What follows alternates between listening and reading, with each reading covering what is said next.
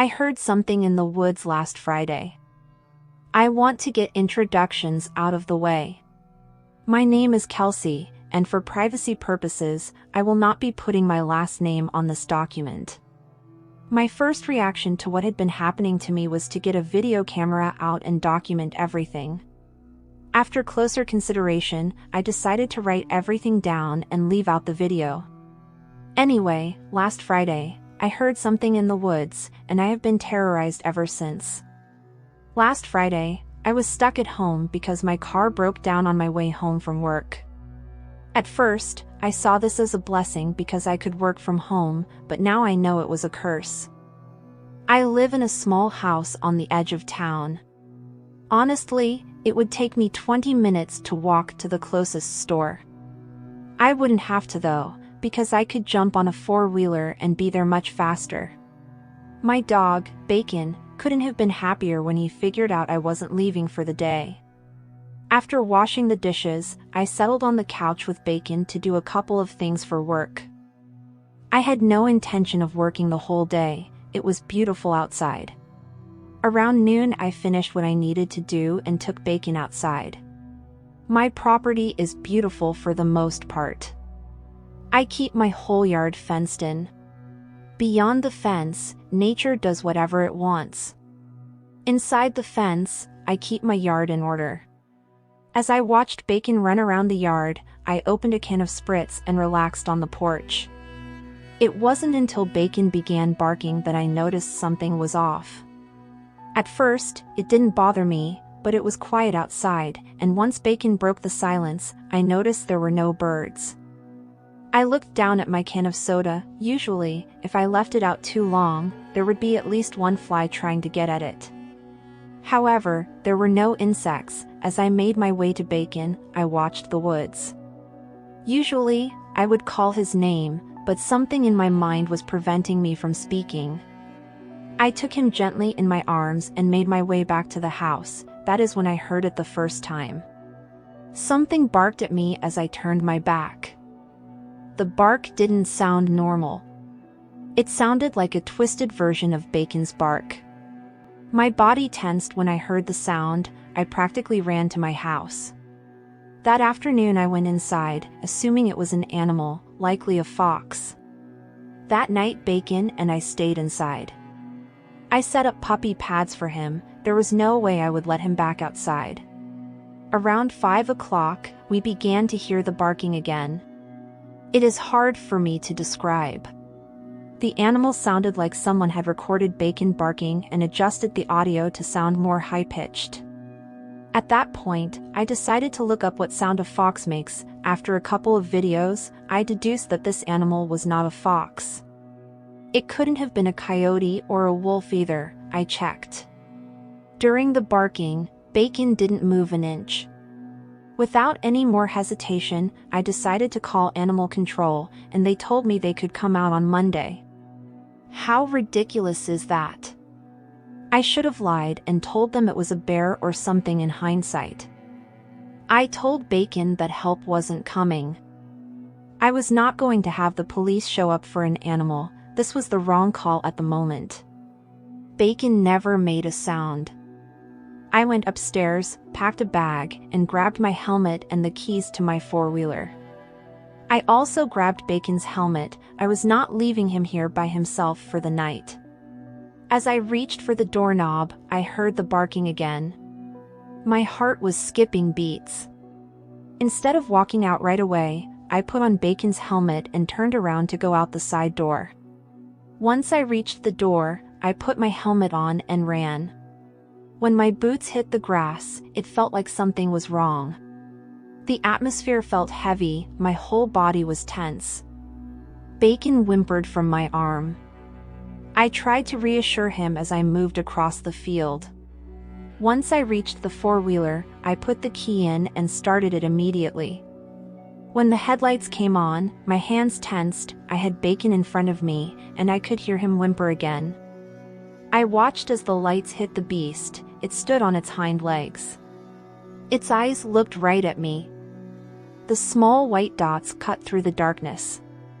The light further illuminated them.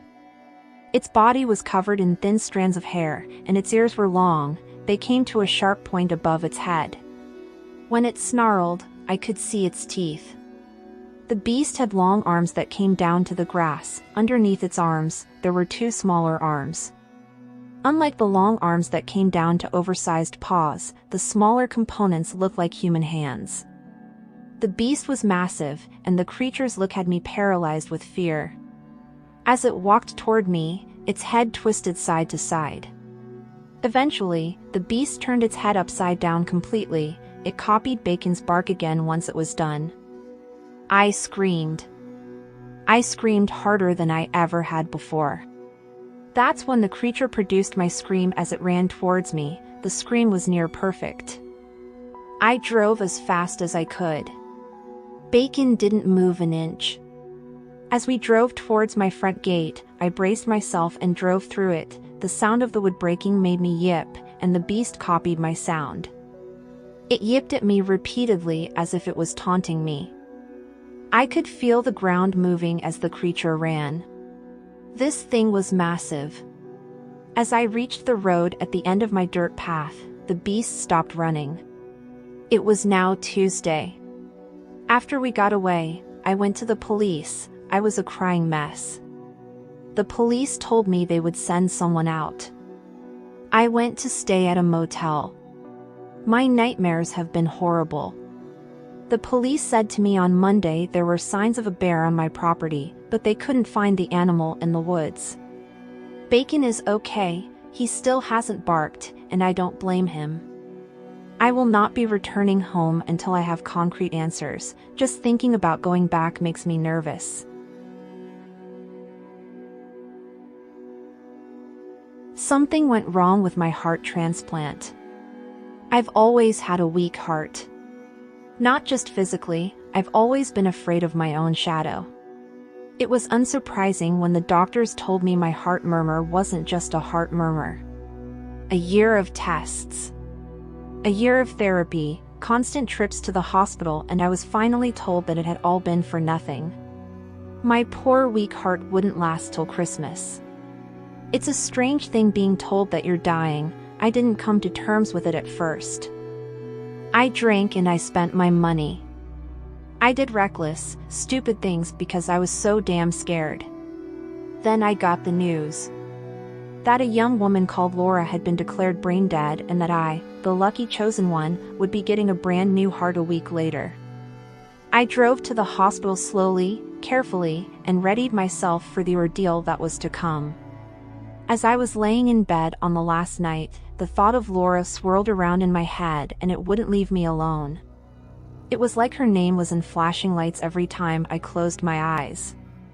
It was wrong, I know it was, but I had to see the woman who was giving me her heart. It didn't feel right not to put a face to the one who was saving my life. I knew her name, I knew what ward she was staying on, I had overheard the two nurses discussing it. I wandered down the meandering hallways until I found what I was looking for, taking my time, making sure I didn't miss any name. I guess I had time on my hands now. In the second to last room, she laid in bed. A woman sat on the bed next to her, holding her hand, and my own weak heart stuttered.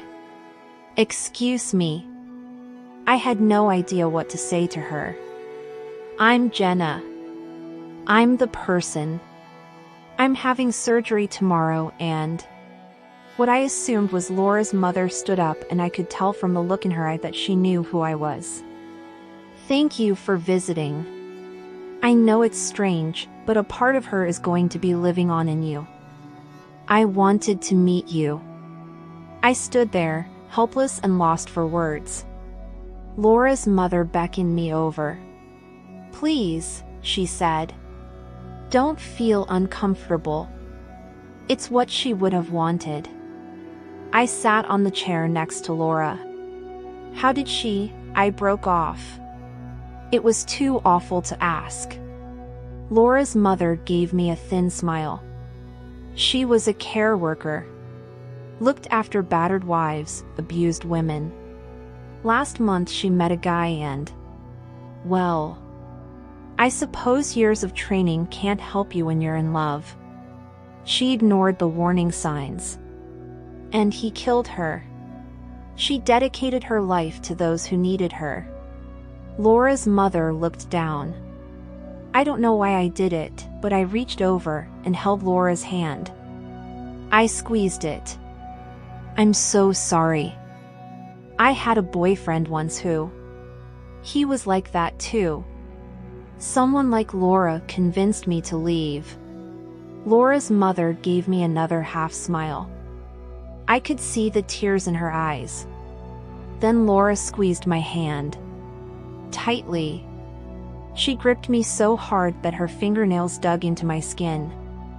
I recoiled, a look of horror on my face. Laura's mother looked at me calmly. She squeezes my hand sometimes as well. I think the doctors called it muscle spasms. Either way, there's none of Laura left in there anymore. I looked at the small crescent moons that had just started to bleed on the palm of my hand. The surgery went perfectly. I was wheeled to the recovery suite after it was over and done with, the raised wound on my chest covered by gauze. It was better if I didn't see it, I thought. I didn't need any more heart issues. I spent the first day doped up on the pain medication, eating only a little and sitting up maybe 2 times. It was a long process, they reassured me. Laura's mother came to visit me the day before I was due to leave. Her calm demeanor hadn't wavered, but I could see that she was suffering. She looked 10 years older, and her hands shook when she gave me a hug. When are you going home? Tomorrow. I told her. Please, come visit whenever you want. I started to jot down my address for her, when out of the corner of my eye, a flash of blonde disappeared through the doorway. The same brilliant blonde as Laura's hair. Ow! I cried out suddenly. It felt like someone had sharply squeezed my hand so hard it had almost crushed the bones. Laura's mother rushed to my side, a look of concern in her eyes. What's wrong? Is it your heart? She stumbled over the last words, coming to terms with what she had said. I tried to reassure her and said I'd let the doctors know, and she left with a look of worry on her face. When I looked down, a new set of crescent fingernail marks were below the ones that Laura's had made. 10 identical bleeding smiles. The taxi ride home was short, and before I knew it I was back in my own flat. It felt strange to try and slot back into where I had left off. My life had been almost over the last time I had been here.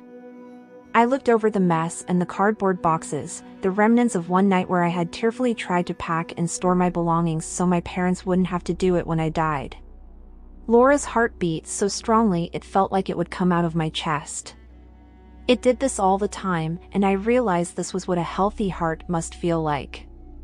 So why couldn't I shake my feeling of unease?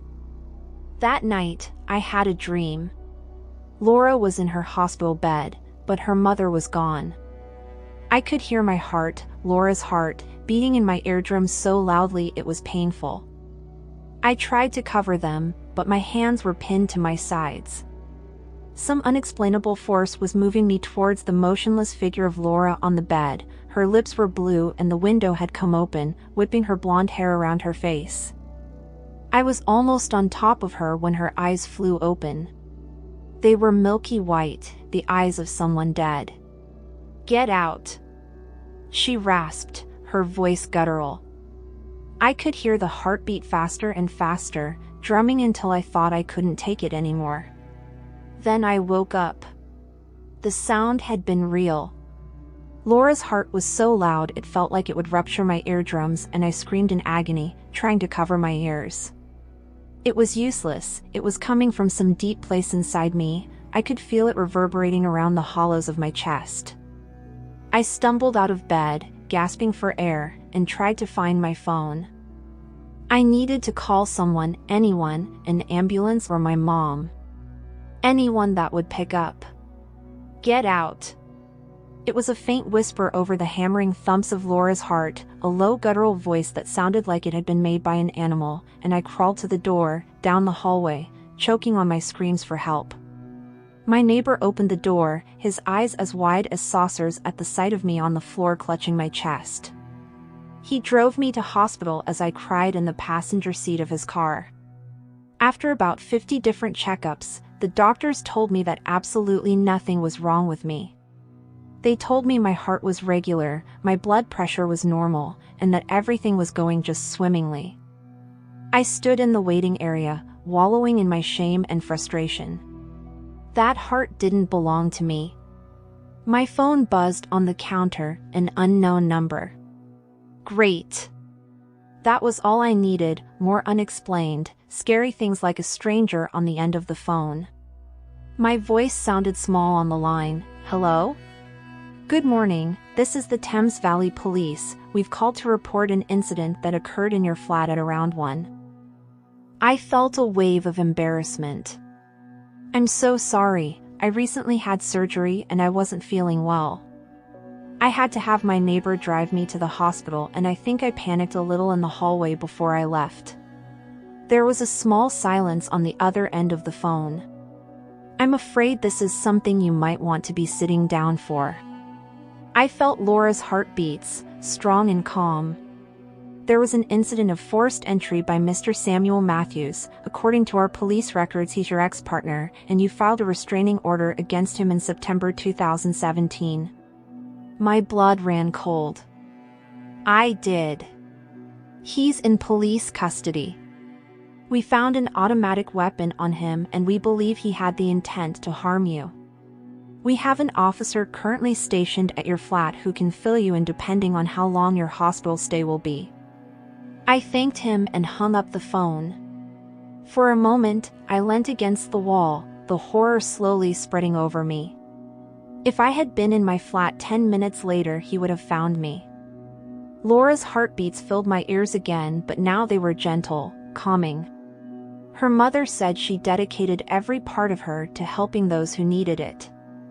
I put both my hands on my chest, overwhelmed by my own gratitude, and listened to Laura.